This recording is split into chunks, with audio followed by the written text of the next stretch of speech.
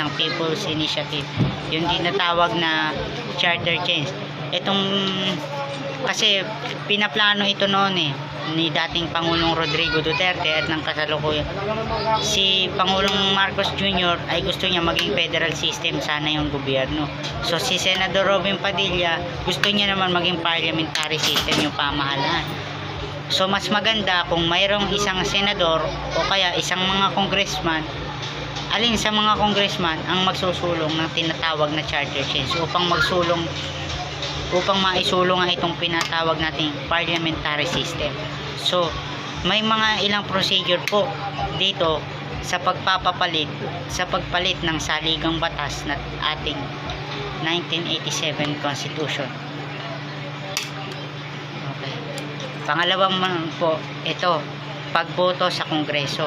Ang panukala ay dapat aprobahan ng mayorya ng mga miyembro ng Senado at ng kapulungan ng mga kinatawan nito. So itong number 2, itong pangalawang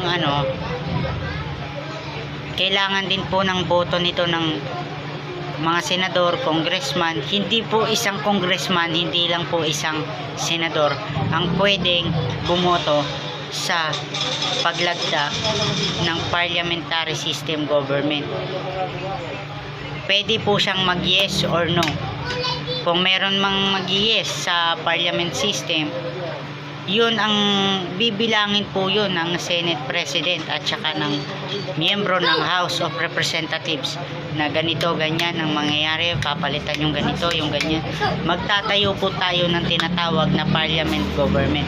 Mas maganda po yun, mas effective. Kung ako po tatanungin ninyo, mas maganda yung federal system compare sa parliamentary, kasi pag parliamentary, yung prime minister siya ang magtatalaga lang ng mga gabinete sa bawat departamento. Yung prime minister naman makikipagpulong sa iba't ibang sektor ng kung ano-anong mga organisasyon, makikipagpulong siya sa mga iba't ibang leader ng iba't ibang bansa sa Southeast Asian nation na tinatawag natin.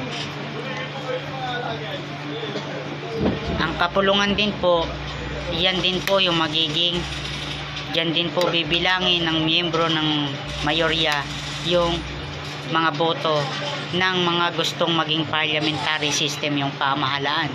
Mas maganda po sana kung federal, pero pwede rin naman maging parliamentary system yung gobyerno sa ganitong klase pong paraan. Pangatlo naman po, plebisito. Meron tayong tinatawag na plebisito. Yung plebisito ay panukala